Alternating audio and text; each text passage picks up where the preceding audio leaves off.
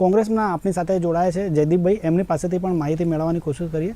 જયદીપભાઈ, જે રીતે સરકાર દ્વારા ખૂબ પગલાં લેવામાં આવી રહ્યા છે, મોનિટરિંગ માટે જુદી જુદી ટીમો બનાવવામાં આવી છે, ડ્રોન મારફતે નજર રાખવામાં આવી રહી છે, પર્યાવરણને નુકસાન ન થાય તે માટે પણ ઘણા બધા પગલાં સતત લેવાતા જાય છે અને આપણે દરરોજ જોતા રહીએ છીએ કોઈકનું કોઈ જગ્યાએ કાર્યવાહી થઈ રહી છે, લોકો પકડાઈ પણ રહ્યા છે. છતાં આ જે ભૂમાફિયા છે એ બિલકુલ સક્રિય થયેલા છે, કોઈક રીતે પ્રવૃત્તિ અટકી રહી નથી. આપના હિસાબે આ કારણ શું છે આના માટે? નમસ્કાર ગોપાલભાઈ. આપણે પ્રોગ્રામ સ્ટાર્ટ કરતા પહેલા છે ને એક નોટિફિકેશન તમે પહેલા મૂક્યું હતું કે આમાં જે મંતવ્ય હોય છે એના સાથે બીઆઈ ઇન્ડિયાને કશું લેવા દેવાનું હોતું નથી. અત્યારે ગુજરાતમાં જે છે ને એક નોટિફિકેશન છે કે ગુજરાતના લોકો મળશે, ગુજરાતના લોકોમાં ખનન માફિયા કરશે, દારૂનો વેપલો કરશો, એની સાથે રાજ્ય સરકારને કે કેન્દ્ર સરકારે કોઈ લેવા દેવાનું થતું નથી. અમે લોકો બધા જ પૈસા કમાવા માટે પડેલા છે.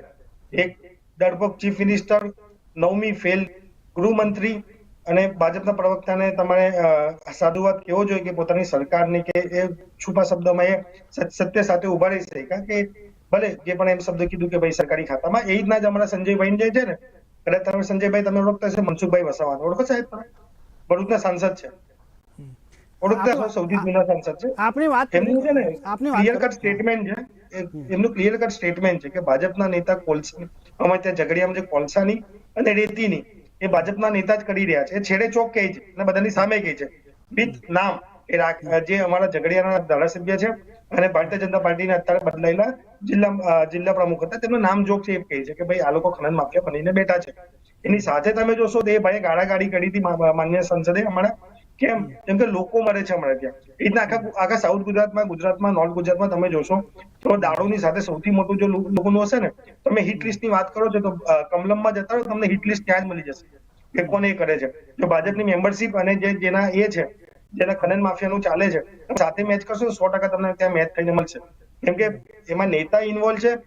જિલ્લા પંચાયતના સભ્યોએ દર વર્ષે સરકારમાં 20 લાખ રૂપિયા જમા કરાવવાનો છે, તાલુકા પંચાયતના ચૂંટાયેલા સભ્યોએ 10 લાખ રૂપિયા જમા કરાવવાનો છે, પ્રમુખશ્રીએ 50 લાખ રૂપિયા જમા કરાવવાનો છે. એમને ખુલ્લો છોટ આપવામાં આવે છે કે તમે પૈસા જમા કરો કમલમમાં કેસમાં, અમારે સરકાર કઈ રીતના ચલાવવાની છે એ અમને ખબર છે. લોકો બધા કમાવા બેઠા છે 153ની સીટ સાથે. તમે કીધું ને કે સાહેબ ડ્રોનથી કરો છો. આજે માન્ય આપણા ફાઇનાન્સ મિનિસ્ટર છે તે કહેતા હતા કે અમે સોશિયલ મીડિયા અને વોટ્સઅપ ને ઇન્સ્ટા ફેસબુક ની ચેટથી અમે લાખો કરોડ રૂપિયાનું ઇન્કમ ટેક્સની ચોરી પકડી. ચલો સરસ કે તમે ઇન્કમ ટેક્સ ચોરી પકડી તો તમે એના માટે તમે કરો છો. પણ જયારે લોકોને જોડેથી લેવાના છે ને પૈસા, તો બધી ટેકનોલોજી યુઝ થશે. તમે વોટ્સઅપ ચેટ ઓપન કરી નાખો, તમને ભૂમાફિયા ખબર જ છે, તમને એ બી ખબર છે કે જે ઓફેન્ડર કે ક્રિમિનલ કોણ છે, તમને એ બી ખબર છે કે રાત્રે જ ચાલે છે ગાડીઓ. છોટાઉદેપુરની આખી ઓરસંગ નદી કોને ખાલી કરી? બધાને ખબર છે કે કોંગ્રેસ પાર્ટીમાંથી અત્યારે જે સંસદ સભ્ય હતા એમને છોકરાની કઈ લિસ્ટ ચાલતી હતી, એમને કેમ ભાજપમાં જવું પડ્યું વગર ટિકિટે લેવા પડે. નારાયણ કાકાની વાત કરું છું. એના સિવાય તમે જોશો કે જે મહીસાગરની નદી છે કે જે પણ નદી છે, નદીના આખા પટ એટલા બધા ખોદી નાખવામાં આવે છે કે ત્યાં લોકો મળે છે કેમ કે એમને ખબર નથી કે આગળ ભૂવો છે. એમને તો એવું છે કે સીધો રસ્તો જ છે, ત્યાં જઈને નાવા જશે કે એ લોકો પૂજા અર્ચના માટે જશે. સાથે પોલીસ તંત્રની કે દેવ દાનવની વાત, દેવ ને દાનવ જયારે બનતા હોય ત્યારે તમે તો સાહેબ દેવ છો, તો તમે દાનવની સામે લડવું જોઈએ તમારે કે તમે બી દાનવમાં આવી ગયા છો. સરકારની કોઈ કંટ્રોલ જ નહીં મળે. જયારે તમે સૌથી વધારે સૌથી ભ્રષ્ટાચાર સરકાર છે પોલીસ તંત્ર, સાથે તમે હોમ મિનિસ્ટર તમે એવો બનાવ્યો છે જે પોતે 8-9 પાસ છે. એ પોતે માણસ કઈ રીતે ટેકનોલોજી સમજતા હશે? એમને તમે સ્ટેટમેન્ટ જોશો તમે તો ખાલી સ્ટેટમેન્ટ એવા આવશે કે ભાઈ અમે કોઈ ચમરબંધીને છોડવામાં નહીં આવે, કોઈ તમે આ કરવામાં નહીં આવે. એના પછી there is a no actions. તમે જોશો there is a no actions. લાખો કરોડો રૂપિયાના રોજના દારૂના હપ્તા ને એના ભૂમાફિયાના હપ્તા કોણ ઉઘરાવે છે? ચેક કરી લો વોટ્સએપ પર. અરે ઇન્સ્ટા ફેસબુક લાઈવ કરીને લોકો બતાવે છે દારૂ પીતા દારૂનો કયો તમે ચાલો ગુજરાતમાં. ઓકે જયદીપભાઈ, હું એકદમ ટૂંકાણમાં હું બીજી ફરી, કેમ કે સવાલ મારી પાસે ઓડિયન્સના ખૂબ છે, આપણે જવાબ આપણે કે સરકાર કડક કાર્યવાહી કરી રહી છે અને આગામી દિવસોમાં આ કાર્યવાહી જારી રહેશે, જેથી જે ભૂમાફિયાઓ જે પ્રવૃત્તિમાં છે એમનો એલર્ટ થવાની જરૂર છે, કેમ કે કાર્યવાહી થઈ રહી છે અને હજુ કડક થશે એવા ચોક્કસ સંકેત આપણે દેખાઈ રહ્યા છે. જયદીપભાઈ, આપને એક સવાલ હું પૂછું, જુદી જુદી માનો કે ફ્લાઇંગ ટીમ બનાવેલી છે ટીમો, ઘણા બધા વિસ્તારમાં સક્રિય પણ છે. જે રીતે મેં વિસ્તાર કીધા, સુરેન્દ્રનગર, છોટાઉદેપુર, મોરબી, સાવલી અને ઘણા બધા આ પ્રકારના વિસ્તાર છે જ્યાં પ્રકારે આ માફિયાઓની સક્રિયતા વધારે છે.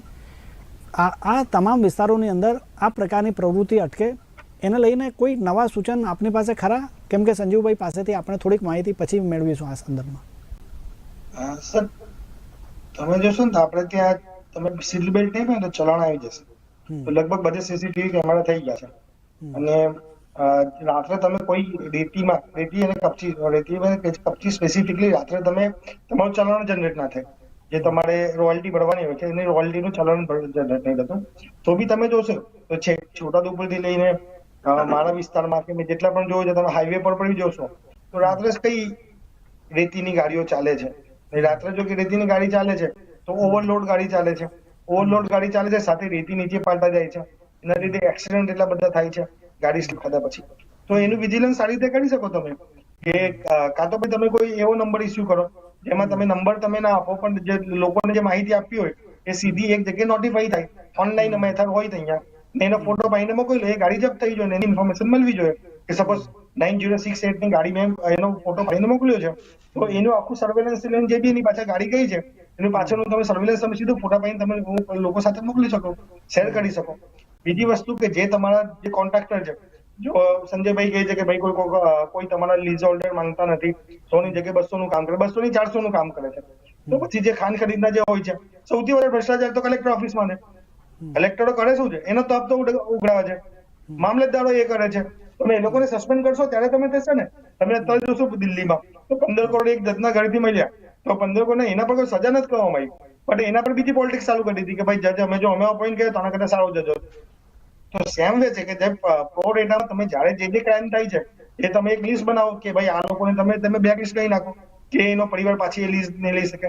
લીઝના ફોર્મ નથી આવતા સાહેબ, તમે ઓનલાઈન ચેક કરશો ને તો રિંગ જ થાય છે ત્યાં કે લોકો અંદર ડિસાઈડ કરે તમે મારે લીઝ જોઈતી હશે કોલસીની લીઝ તે નહીં મળે. એના પછી તમે જોશો કોલસાની, તમે આપણે ખાલી રેતીની વાત કરીએ, કોલસા અને લિગ્નાઇટની જે અલગ અલગ જમીનો હોય છે, બાલિયા તાલુકામાં 12 ગામમાં લિગ્નાઇટ મળી છે. મેં તમને કહ્યું જ્યારે સંપાદન થશે ને ત્યારે તમે લીઝ કાઢજો એમાંથી 90% તમને નેતા મળશે ને એમાંથી 15% કોંગ્રેસના બી મળશે. એવું નથી કે કોંગ્રેસના નેતાઓ જમીન નથી લીધી, પણ તમને મોટા નેતા ત્યાં છોટુભાઈની પાર્ટીના બી મળશે, કોંગ્રેસના બી મળશે, ભાજપના બી નેતા મળશે.